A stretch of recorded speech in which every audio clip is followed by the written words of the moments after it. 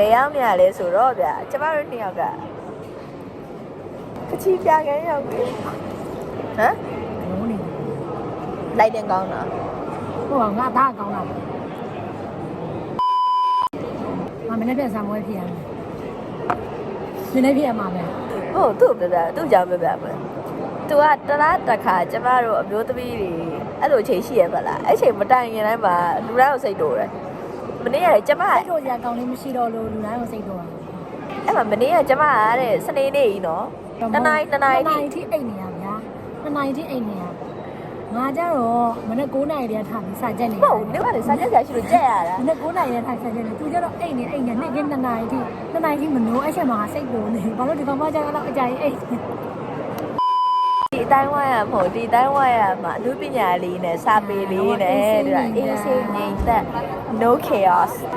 ရဲတော့လိုက်ပါညီမနေဘူးဒါပေမဲ့ anyway try to fit in don't try to fit in live your own way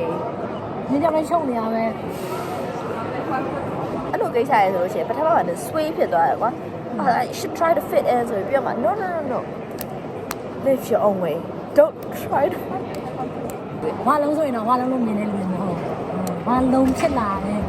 နောက်ွယ်ကခံစားချက်ဆိုတာမျိုးရှိအောင်ပြုလုပ်ကြဟုတ်ဝါလုံးဆိုရင်ဝါလုံးနှလုံးလေးမဟုတ်သူကကြောင့်ဝါလုံးနှလုံးလို့မမြင်တော့ဝါလုံးဆို pancake မြင်တဲ့လူတွေငါတို့ကဝါလုံးဆို pizza မြင်တဲ့လူတွေသူကကြောင့်မဟုတ်တော့ဝါလုံးနှလုံးဖြစ်လာရတဲ့ကလေးတယောက်ရဲ့နောက်ွယ်ကခံစားချက်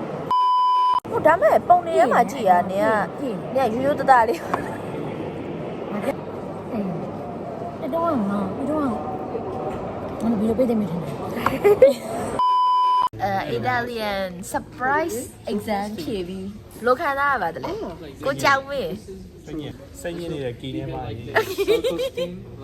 အော်အဲ့ဟာရှင်းပြပဲကြောင်မင်းနဲ့ကီးထဲမှာဘယ်လိုဖြစ်လာလဲဆိုပြောရကျမနာမည်ခိုင်မာရှင်းတယ်သူ့နာမည်ကျော်မင်းထွတ်အဲ့ကျော်မင်းထွတ်ကိုဒီရဆရာမတွေကဘယ်လိုဖတ်လဲဆိုတော့ကြောင်မင်းခုတုကျမနာမည်ကြာခိုင်မာ KHINEMAR နဲ့မှာလားကီနေမှာအဲ့တော့ဒါကြောင်မင်းခုတုနဲ့ကီနေအခုကျမတို့ orange ပြေဖို့ထိုင်စားမလို့bombo class sai jubo so you guys how was the exam shit When is the next vlog? I don't know yet coming soon Not in the video, with this like, you know, it depends. Oh, it depends.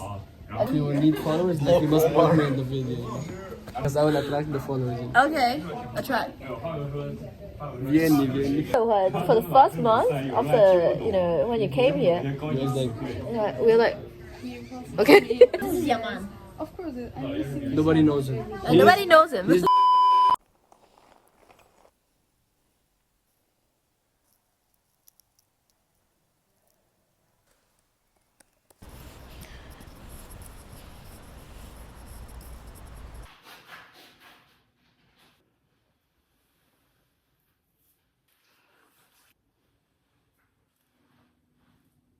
Okay.